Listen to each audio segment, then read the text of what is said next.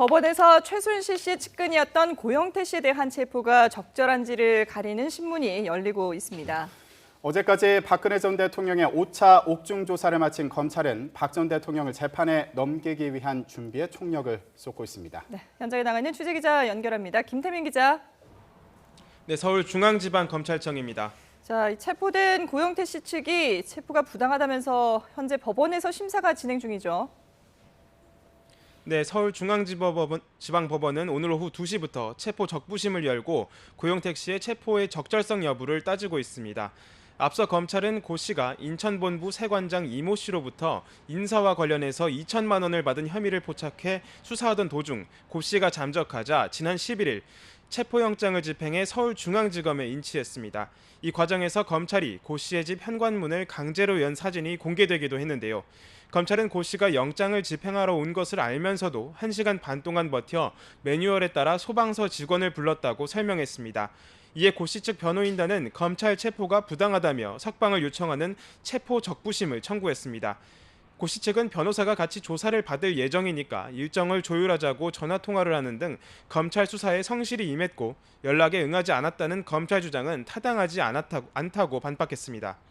또 체포 적부심을 준비하기에도 시간이 많이 부족한 상황이라 담당 검사들이 재판 당일인 오늘 오전에는 소환 조사를 하지 않겠다고 해놓고는 약속을 깨고 새벽에 또다시 소환을 통보했다며 불만을 토로했습니다. 체포 적부심에 상관없이 검찰은 고 씨의 알선수재 혐의 등에 대한 사실관계 조사를 한 뒤 체포 시한인 오늘 안에 고 씨의 구속영장을 청구할 방침입니다.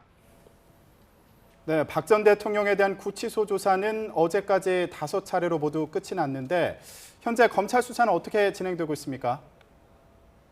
네, 검찰은 대선 공식 선거운동이 시작되는 날인 17일쯤 박 전 대통령을 재판에 넘기는 방안을 유력하게 검토 중인데요.